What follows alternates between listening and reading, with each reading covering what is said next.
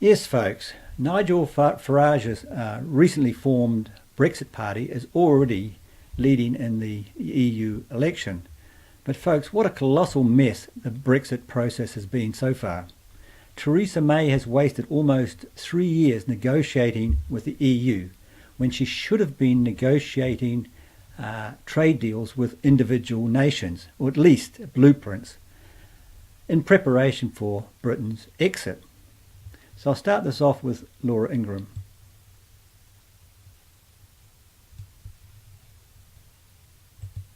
Nigel Farage's successful Brexit campaign in 2016 was the precursor to Donald Trump's victory.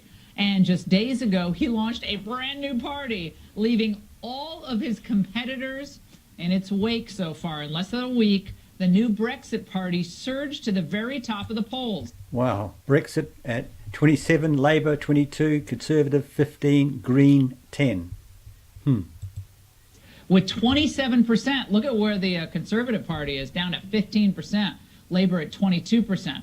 So what does this new movement tell us about Brexit and also extending it back across the pond to us? Trump's prospects in 2020. Joining me now, the leader of the new Brexit party. I knew, Nigel, in the middle of the night, by the way, there, I knew, Nigel, you could not stay out of politics because the elites would not let you leave the EU. It's great to have you on tonight. Tell us what the status is right now. Is this political revolution continuing because the elites will not cede and want to stay in the EU? You know, what's happened here is we had the greatest democratic exercise in the history of our nation. We voted Brexit, despite the whole world, including, of course, Obama, telling us not to. And here we are 3 years on, and our parliament, our government, have betrayed the wishes of the people. And I, Laura, could not, after 25 years of fighting for the UK to become, once again, a proper independent country, I was not going to stand aside, so I'm leading this fight back. I launched this party just last week. It's hit the top of the polls, which is pretty incredible. And, you know, however much people in mainstream media and in politics in central London can comfort themselves, the truth of it is the British people are furious. We have, 800 years we have had a functioning democratic system in this country, and we are fighting back for our democratic rights. We're fighting back to get Freedom. our nation state back. And I want us to be free, to be self-governing, to live in liberty. And you know something? This fight back is only just beginning. Yeah, so what's it all about? Maybe this will help answer that.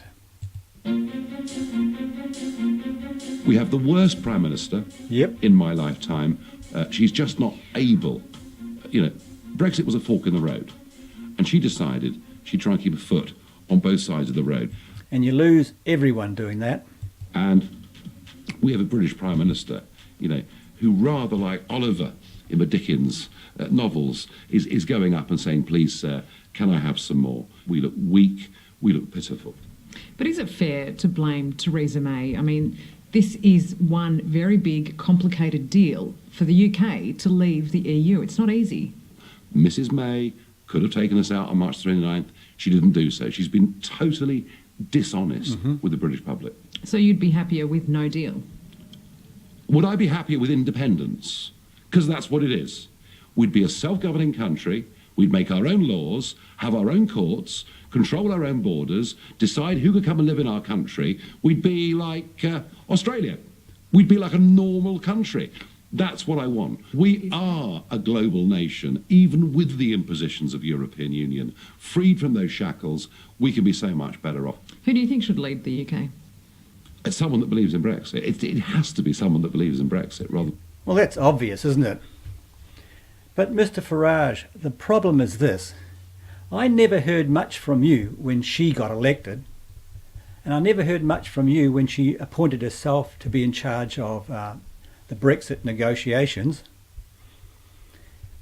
Where have you been for the last 3 years, Mr. Farage? You've disappeared. You've been pretty much out of sight, apart from TV interviews. So, and what exactly happened to UKIP? Why did you resign from them?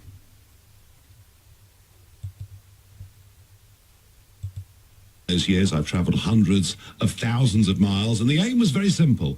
It was to take votes away from the establishment parties to force a vote in this country that would get us back our independence. And you could argue that in 2016 we had been pretty successful. One of the keys to that was talking about things that everybody else wanted to brush under the carpet, issues like immigration, which we were told, if you discuss that, it's somehow disreputable.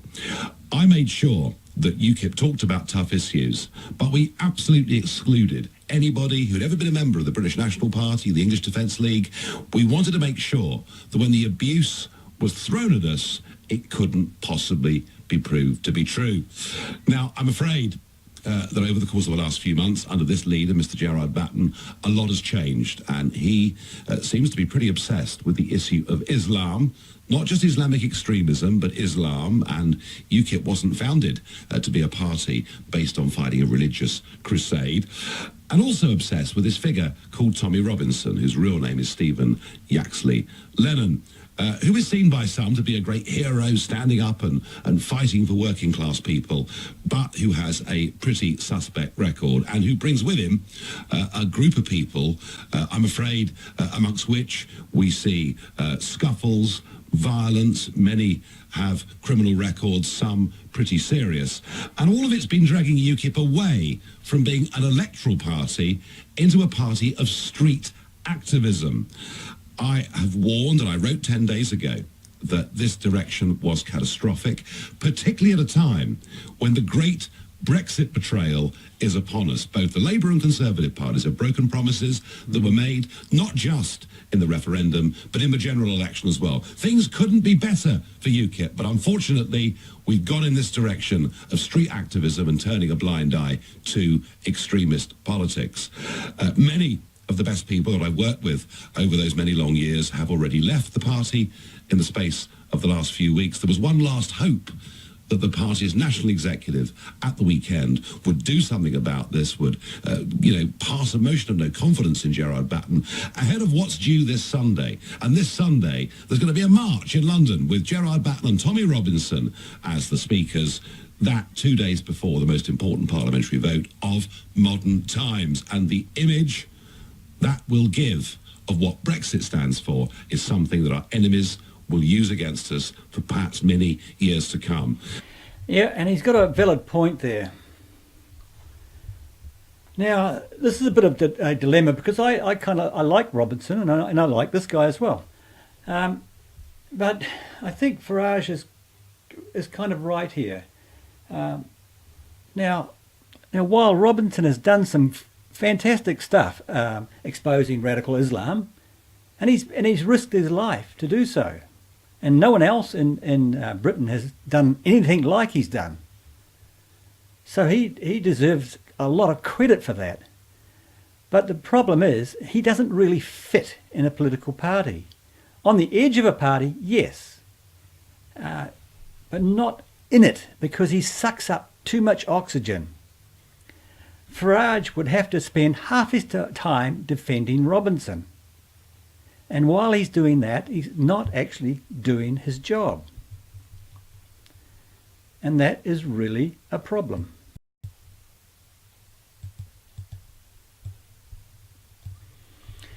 Yeah, so where to from here? Well, Farage is planning on winning the EU election, and he has a good chance. And he has no choice because he has been absent for pretty much 3 years. But really, folks, what a complete mess this last 3 years has been. A complete waste of time.